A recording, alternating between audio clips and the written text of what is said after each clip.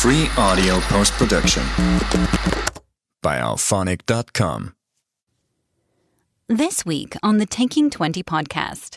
Aberrations are weird, different, maybe even unknowable in a lot of ways. Their logic, for example, completely different from humanoids. They don't think like humanoids. They're probably not driven by petty things like greed or desire for togetherness. They don't believe in honor. They have a completely foreign way of thinking.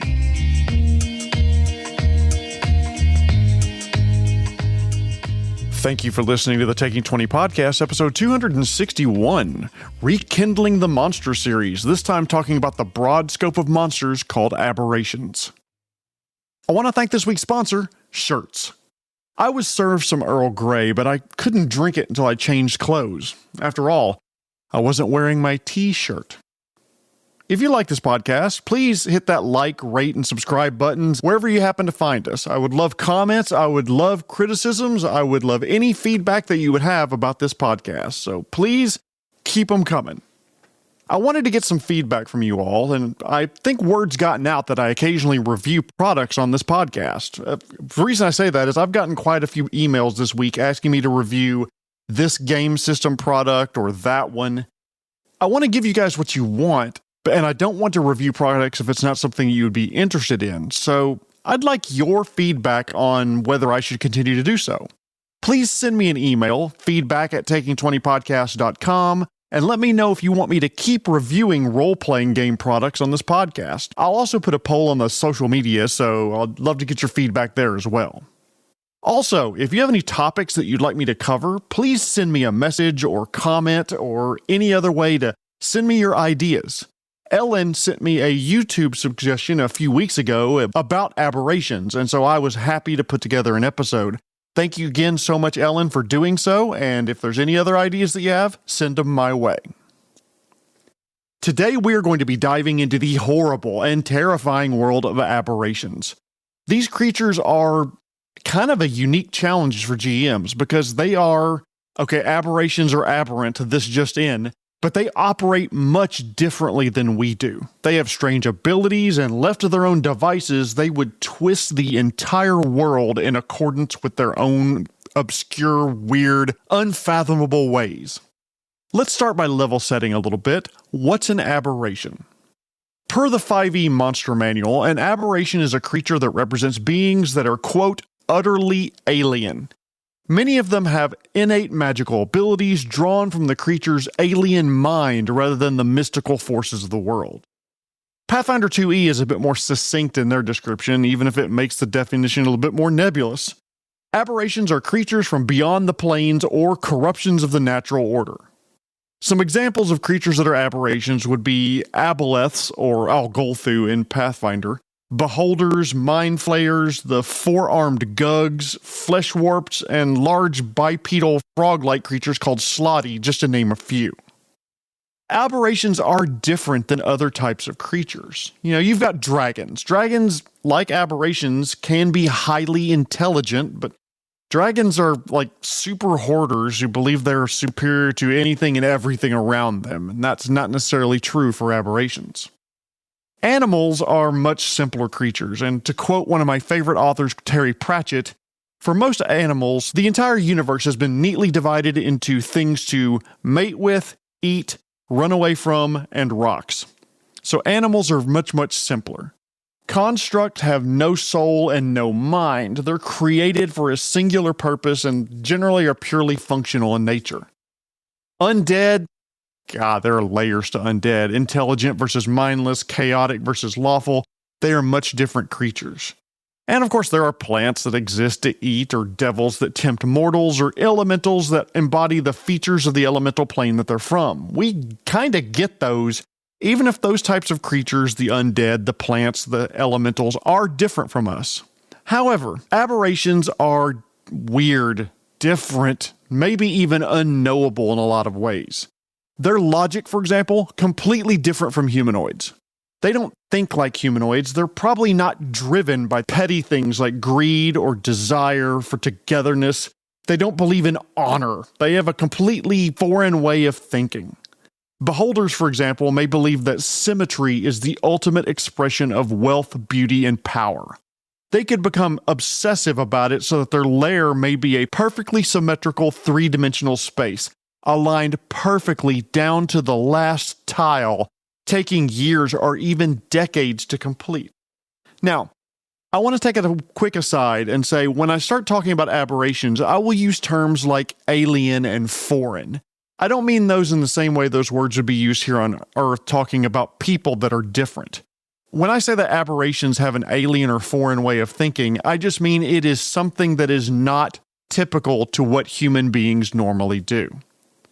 Anyway, that being said, aberrations do have a different way of thinking, and that different way of thinking can lead to different motivations and purposes for their even very existence. For example, there may be an aberration or a group of aberrations out there that are trying to reestablish the old order of the world before the gods existed. Maybe they think that their throne was taken from them by the gods and they want it back. Or maybe they want to completely unmake the world, unraveling reality down to the last atom. Or maybe they want to redesign in the world in their own image. And here's what's interesting about aberrations. Since their minds work differently, the plans that they undertake to accomplish their motivations and purposes could seem to us chaotic, paranoid, obsessive, but to them, it's a logical web of contingencies with plans and backup plans to those, preparing for betrayals or failures at each step along the way. So they think very differently. But similarly, they have completely different physical forms. They may seem strange or even wrong to our eyes. Like if you look at them, they have too many or too few mouths and arms and feet and heads, anything you can think of.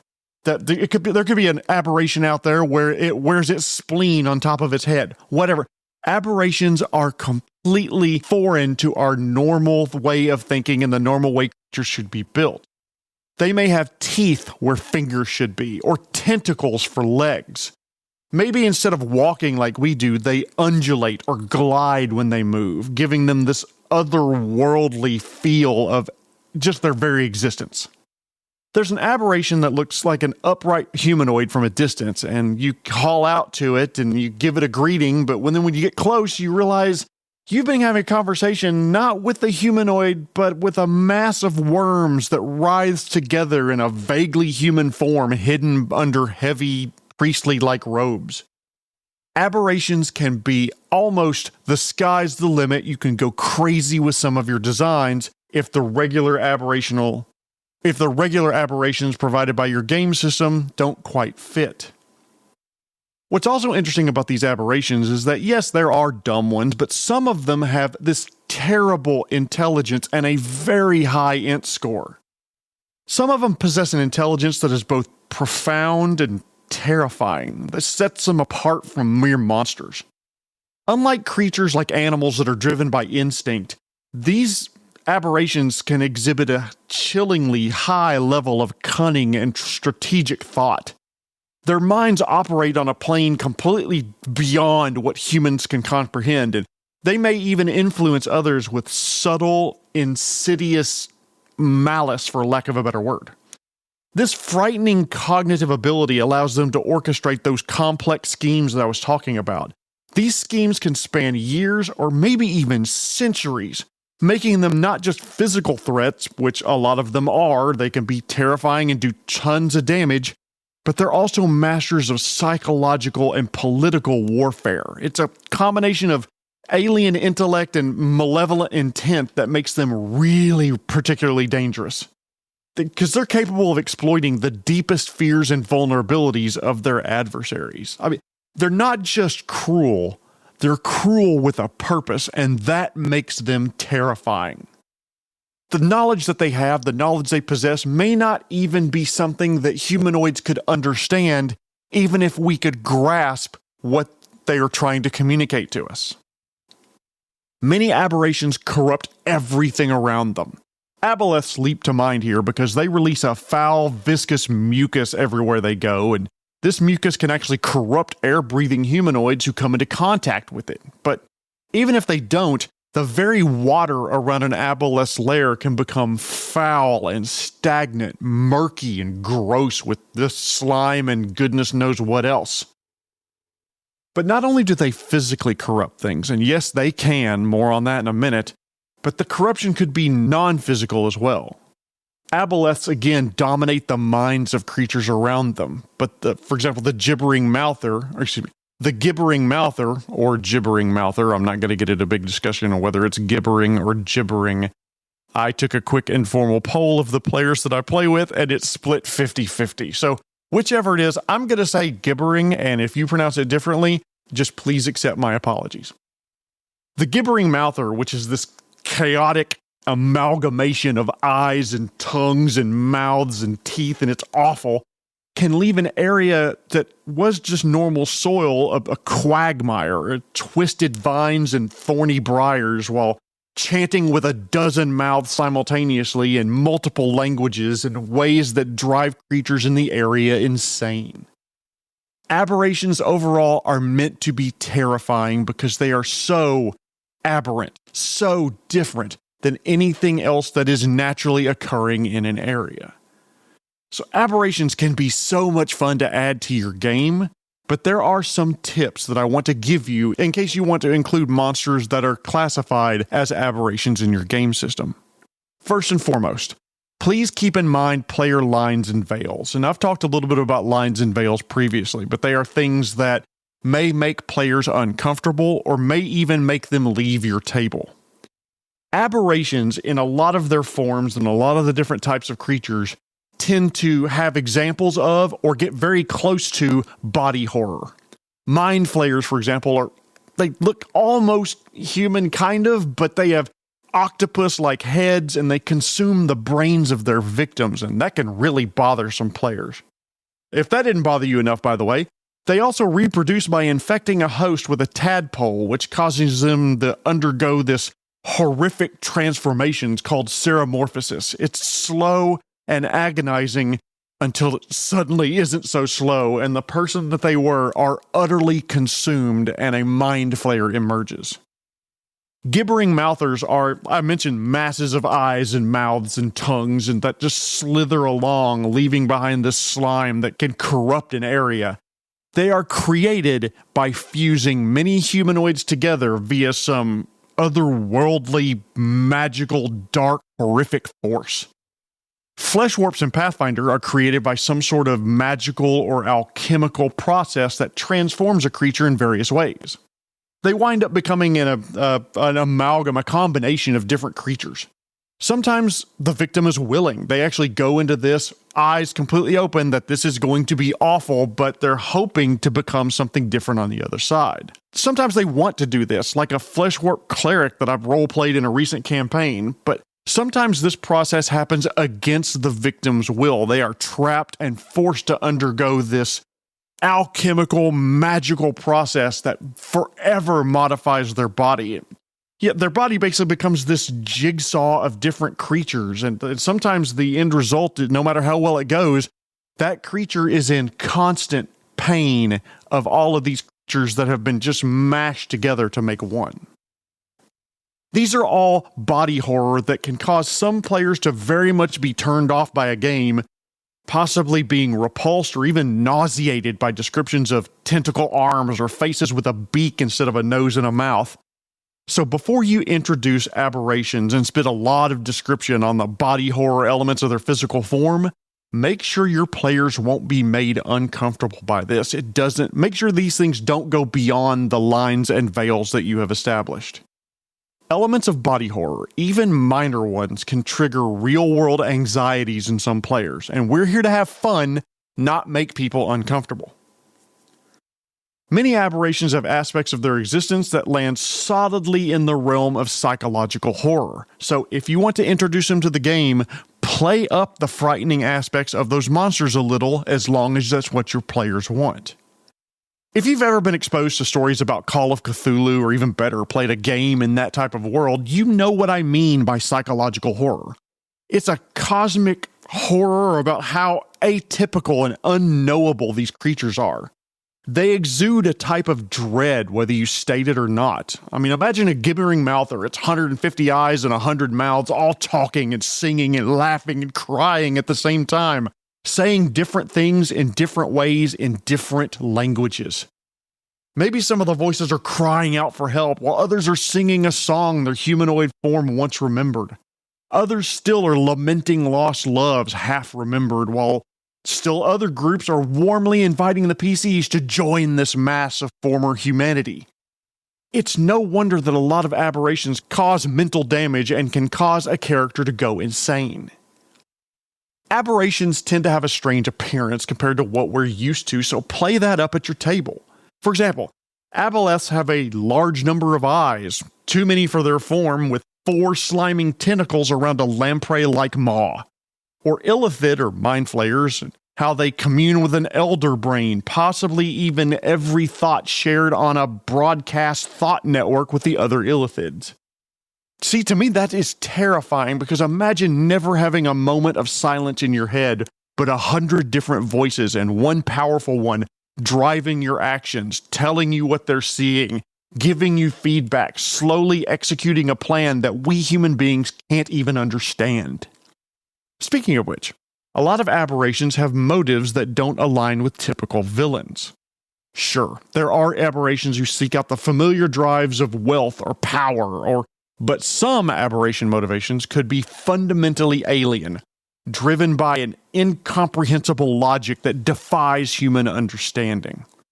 The aberration may want to use powerful magic to steal all the voices from a certain dwarf clan. It doesn't want to keep it as trophies, but it wants to weave them into an audio tapestry that can sing a song of cosmic entropy.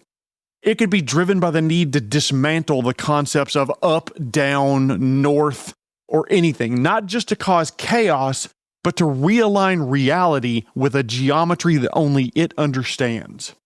The horror lies not just in its destructive actions, but in the realization that these foreign goals are so utterly unrelated to our desires or fears that they're more of an existential threat with no common ground, no possibility for negotiation or empathy, only a terrifying, unstoppable purpose of its own design.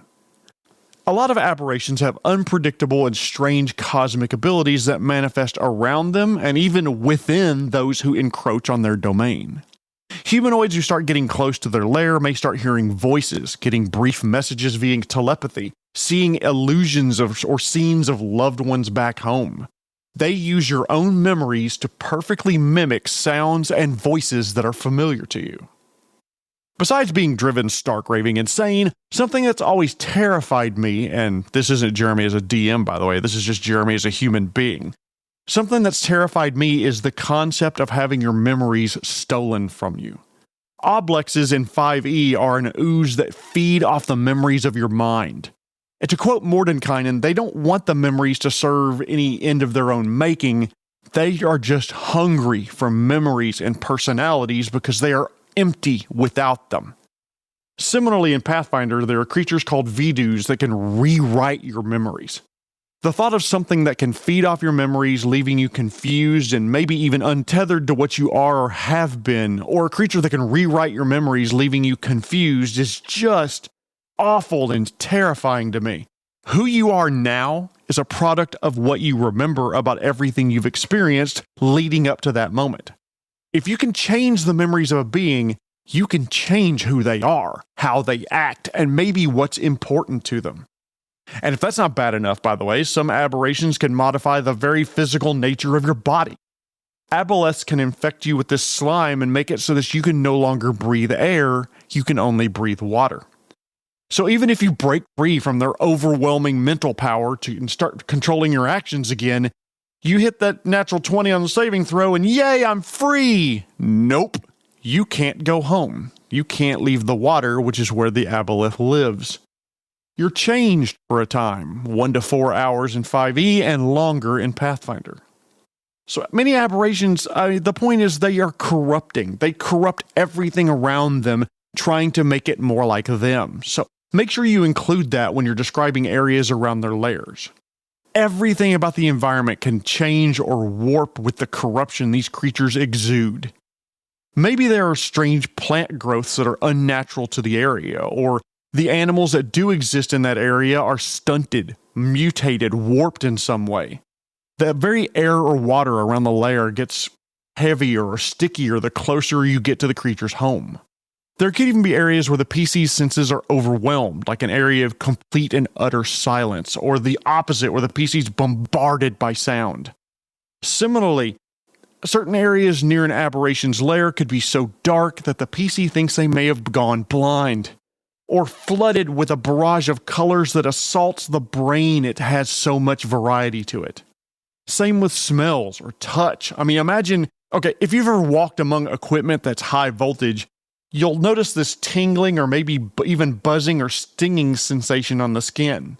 An aberration's lair could have that kind of effect on those who are there against the creature's wishes as they start to get angry. In summary, aberrations present a unique and terrifying challenge for game masters and players due to their alien minds, bizarre physiologies, and incomprehensible motives. Unlike conventional monsters, these creatures operate on a logic foreign to the normal humanoid races, making them masters of psychological and physical corruption.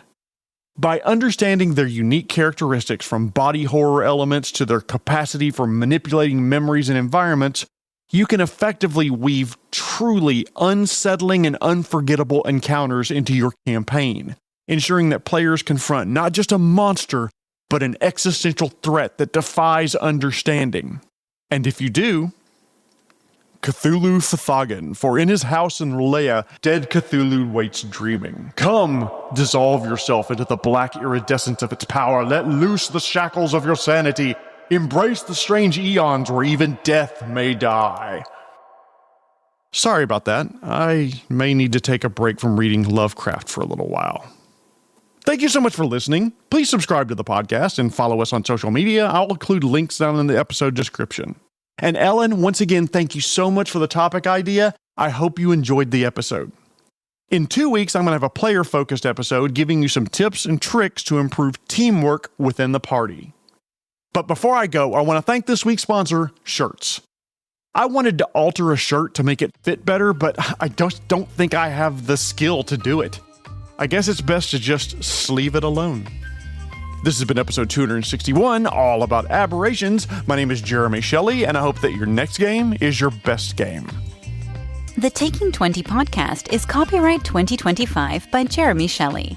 The opinions or views expressed by guests are their own and do not necessarily reflect those of the host. References to game system content are copyright their respective publishers. Free audio post-production by alphonic.com.